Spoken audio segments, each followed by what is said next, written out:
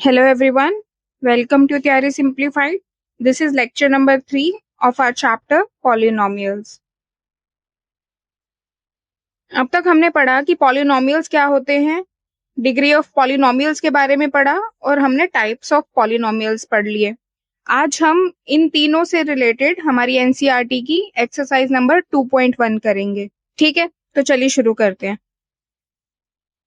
तो first question है हमारा, which of the following expressions are polynomials in one variable and which are not? State reasons for your answer. तो इस questions में हमें बताना है कि जो हमें इक्वेशंस गिवन है ये पॉलिनोमियल इन वन वेरिएबल है या नहीं है, और फिर उसका हमें रीजन भी देना है। ठीक है, इसमें हमें दो चीजें देखनी है। फर्स्ट ये कि जो इक्वेशन गिवन है वो पॉलिनोमियल है या नहीं है। अगर पॉलिनोमियल है तो वन वेरिएबल है या नहीं है। पॉलिनोमियल्स कौन से होते हैं हमारे?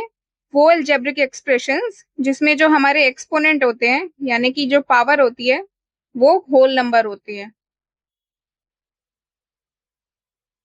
फर्स्ट इक्वेशन क्या है हमारी? 4x² minus 3x plus 7। इसके फर्स्ट टर्म में वेरिएबल की पावर क्या है हमारी? 2। सेकेंड में क्या है? 1। थर्ड तो हमारा कांस्टेंट ही है, यानी कि पावर्स हमारी होल नंबर्स हो गई, मतलब ये एक पॉलिनोमियल है। अब इसमें वेरिएबल एक है हमारा, वो है x, तो इसका मतलब ये पॉलिनोमियल इन वन वेरिएबल हो गया। ठीक है, ये पॉलिनोमियल इन वन वेरिएबल क्यों है? Because the exponent of the variable is a whole number and there is only one variable. ठीक है, सेकेंड इक्वेशन क्या है हमारी? y² plus √2। तो इसमें फर्स्ट टर्म की हमारी पावर क्या है? 2। सेकेंड नंबर तो हमारा कांस्टेंट ही है और 2 हमारा होल नंबर होता है, मतलब ये भी हमारा पॉलिनोमियल हो गया। और क्योंकि इसमें वेरिएबल सिर्फ एक ही है जो कि y है, तो ये हमारा पॉलिनोमियल इन वन वेरिएबल है। ठीक है, थर्ड इक्वेशन क्या है? 3√t plus t√2। √t क्या होता है हमारा? t की पावर 1/2, और 1/2 हमारा होल नंबर तो नहीं होता। इसका मतलब ये वाली इक्वेशन हमारी पॉलिनोमियल नहीं है, not a polynomial, because exponent in first term is not a whole number। ठीक है, फोर्थ इक्वेशन क्या है हमारी? y plus 2/y। इस y को हम ऊपर ले आएंगे तो इक्वेशन क्या हो जाएगी? y प्लस 2y की पावर -1। अब इसे अगर हम कंपेयर करें तो फर्स्ट टर्म में हमारी पावर 1 है, सेकंड में -1 है, और -1 जो है वो हमारा होल नंबर नहीं होता, तो इसका मतलब ये हमारा पॉलिनोमियल नहीं है, not a polynomial, because exponent in second term that is -1 is not a whole number। Fifth equation क्या है हमारी? x की पावर 10 प्लस y की पावर 3 प्लस t की पावर 50। अब इसमें अगर देखें हम तो फर्स्ट टर्म में हमारी पावर 10 है, सेकेंड टर्म में 3 है, और थर्ड टर्म में 50 है, और ये सारे होल नंबर्स हैं, मतलब ये पॉलिनोमियल तो है, it is a polynomial.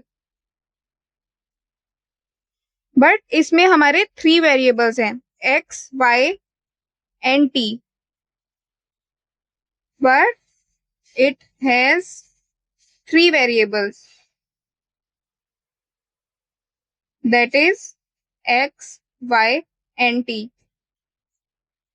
Therefore ये हमारा पॉलिनोमियल इन वन वेरिएबल नहीं होगा क्योंकि इसमें 3 वेरिएबल हैं। Therefore it is not a polynomial in one variable. ठीक है, नेक्स्ट क्वेश्चन देखते हैं. नेक्स्ट क्वेश्चन क्या है हमारा? Right the coefficients of x square in each of the following. यानी कि ये जो हमें इक्वेशंस गिवन है, हमें इनमें एक्स स्क्वायर का कोफिशिएंट बताना है. कोफिशिएंट क्या होता है हमारा? Constant into variable. हमारा एक टर्म बनता है, जैसे कांस्टेंट हो गया 2, वेरिएबल एक्स, तो ये क्या हो जाएगा? 2x. तो जब कांस्टेंट हमारा वेरिएबल में मल्टीप्लाई हो जाता है तो कांस्टेंट को हम कोएफिशिएंट बोलते हैं. ठीक है, सो फर्स्ट इक्वेशन क्या है हमारी? 2 plus x square plus x. X square वाली टर्म हमारी ये है, क्या है? X square. अब अगर एक्स स्क्वायर के आगे कुछ भी नहीं है तो हम यहाँ पे 1 लगा सकते हैं, तो इसका कोएफिशिएंट क्या हो जाएगा?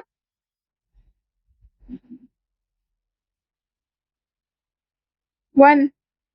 सेकेंड इक्वेशन क्या है हमारी? 2 minus x square plus x cube.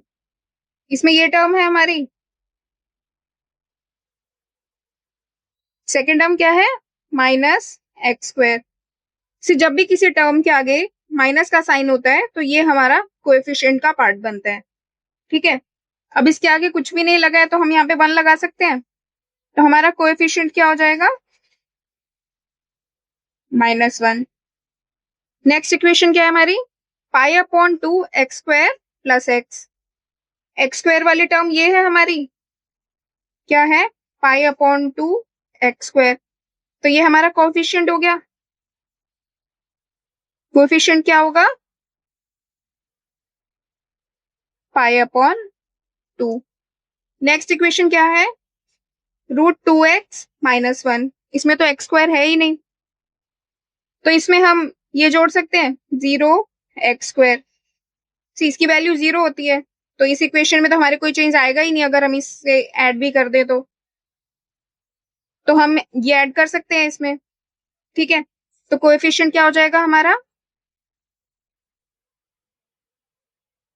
x² के आगे हमारे 0 लगा है तो 0 हो जाएगा. ठीक है, नेक्स्ट क्वेश्चन देखते हैं. नेक्स्ट क्वेश्चन क्या है? Give one example each of. First क्या है हमारा? अ बायनोमियल ऑफ डिग्री 35. बायनोमियल क्या होता है हमारा? वो पॉलिनोमियल एक्सप्रेशन जिसमें 2 टर्म्स होती हैं, और डिग्री 35 मतलब एक्सप्रेशन में हमारी हाईएस्ट पावर 35 होनी चाहिए. तो एग्जाम्पल क्या हो जाएगा इसका? फर्स्ट टर्म हो जाएगी x की पावर 35, बाद में कुछ भी लिख दो, जैसे मैंने -2 लिख दिया, तो ये बन गया हमारा बायनोमियल ऑफ डिग्री 35. नेक्स्ट क्या कह रहे हैं? अ मोनोमियल ऑफ डिग्री 100. मोनोमियल मतलब हमारे पॉलिनोमियल एक्सप्रेशन में 1 टर्म होनी चाहिए, और पूरी एक्सप्रेशन में वेरिएबल की जो हाईएस्ट पावर है वो 100 होनी चाहिए. तो इसका आंसर क्या हो जाएगा? x की पावर 100. देखो एक टर्म है, हाईएस्ट पावर 100 है, तो ये बन गया मोनोमियल ऑफ डिग्री 100. ठीक है, नेक्स्ट क्वेश्चन देखते हैं. नेक्स्ट क्वेश्चन है write the degree of each of the following polynomials. Degree मतलब highest power of the variable. ठीक है, तो फर्स्ट इक्वेशन क्या है? 5x³ plus 4x² plus 7x. तो इसके फर्स्ट टर्म में वेरिएबल की पावर क्या है? 3. सेकेंड टर्म में 2. थर्ड टर्म में 1. इनमें हाईएस्ट क्या हुआ? 3, तो डिग्री क्या हो जाएगी हमारी? 3. ठीक है, सेकेंड इक्वेशन क्या है? 4 माइनस y². फर्स्ट टर्म इसकी कांस्टेंट है, तो यानी कि इसमें हमारी वेरिएबल की पावर 0 हो जाएगी, और सेकेंड टर्म में क्या है? पावर 2. हाईएस्ट क्या हो गई? 2, तो डिग्री क्या हो जाएगी हमारी? 2. थर्ड इक्वेशन क्या है? 5t minus √7. फर्स्ट टर्म के वेरिएबल की पावर क्या है इसमें? 1.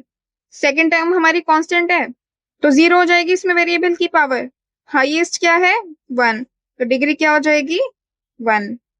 फोर्थ इक्वेशन है हमारी 3, which is a constant term, और कांस्टेंट में हमारे वेरिएबल की पावर क्या होती है? 0. हाईएस्ट भी 0 ही है, तो डिग्री क्या हो जाएगी इसमें हमारी 0। ठीक है, नेक्स्ट क्वेश्चन देखते हैं। इस क्वेश्चन में क्या कहा गया है, classify the following as linear, quadratic and cubic polynomials. Linear क्या होते हैं हमारे, जिसमें हाईएस्ट पावर जो कि डिग्री होती है वो हमारी 1 होती है, क्वाड्रेटिक में डिग्री 2 होती है और क्यूबिक में डिग्री 3 होती है। तो हमें बताना है ये जो इक्वेशंस हमें गिवन है ये लीनियर है, क्वाड्रेटिक है या क्यूबिक पॉलिनोमियल्स है। ठीक है, तो फर्स्ट इक्वेशन क्या है, एक्स स्क्वायर प्लस एक्स। इसमें फर्स्ट टर्म में वेरिएबल की पावर क्या है हमारी 2, सेकेंड टर्म में 1, तो डिग्री क्या हो जाएगी हमारी 2। अगर डिग्री 2 है तो ये क्या होगा हमारा क्वाड्रेटिक। कौन सा पॉलिनोमियल हुआ, क्वाड्रेटिक। ठीक है, सेकेंड क्वेश्चन है हमारा x माइनस एक्स क्यूब। तो फर्स्ट टर्म में हमारी पावर क्या है 1, सेकेंड टर्म में 3, हाईएस्ट क्या होगी 3, तो डिग्री हमारी 3 हो गई। डिग्री 3 है तो ये क्या हो जाएगा क्यूबिक पॉलिनोमियल। क्या हो जाएगा क्यूबिक पॉलिनोमियल। ठीक है, नेक्स्ट क्वेश्चन है हमारा 1 प्लस एक्स। तो इसकी फर्स्ट टर्म हमारी कांस्टेंट है यानी कि पावर हो गई वेरिएबल की 0, सेकेंड टर्म में वेरिएबल की पावर क्या है 1, हाईएस्ट 1 हो गया तो डिग्री हमारी क्या हो जाएगी 1, और डिग्री अगर 1 है तो ये क्या हो जाएगा हमारा लीनियर पॉलिनोमियल। क्या हो जाएगा लीनियर पॉलिनोमियल। ठीक है, नेक्स्ट क्वेश्चन है हमारा 3t। एक ही टर्म है हमारी इसमें और उसमें वेरिएबल की पावर क्या है 1, तो डिग्री भी क्या हो जाएगी हमारी 1, और डिग्री 1 है तो ये क्या कहलाएगा लीनियर पॉलिनोमियल। नेक्स्ट क्वेश्चन है हमारा y plus y square plus 4। तो इसकी फर्स्ट टर्म में वेरिएबल की पावर क्या है 1, सेकेंड टर्म में 2, थर्ड टर्म हमारी कांस्टेंट है तो मतलब 0 हो गई, और हाईएस्ट क्या हो जाएगी इसमें 2, तो डिग्री क्या हो जाएगी 2। डिग्री 2 है तो ये क्या हो जाएगा हमारा क्वाड्रेटिक पॉलिनोमियल। ठीक है, नेक्स्ट इक्वेशन क्या है हमारी आर स्क्वायर। एक ही टर्म है और इसकी पावर क्या है 2, तो डिग्री भी क्या हो जाएगी हमारी 2। डिग्री 2 है तो ये क्या कहलाएगा क्वाड्रेटिक पॉलिनोमियल। नेक्स्ट हमें गिवन है 7x क्यूब। एक ही टर्म है और इसमें वेरिएबल की पावर क्या है हमारी 3, तो डिग्री क्या हो जाएगी 3, और डिग्री 3 है तो ये क्या हो जाएगा हमारा क्यूबिक पॉलिनोमियल। ठीक है, और इसी क्वेश्चन के साथ हमारी एनसीईआरटी की एक्सरसाइज 2.1 खत्म होती है। मिलते हैं नेक्स्ट वीडियो में। अगर आपको हमारा ये वीडियो पसंद आया है तो इसे लाइक करें और अपने दोस्तों में शेयर करें। Thanks for watching the video.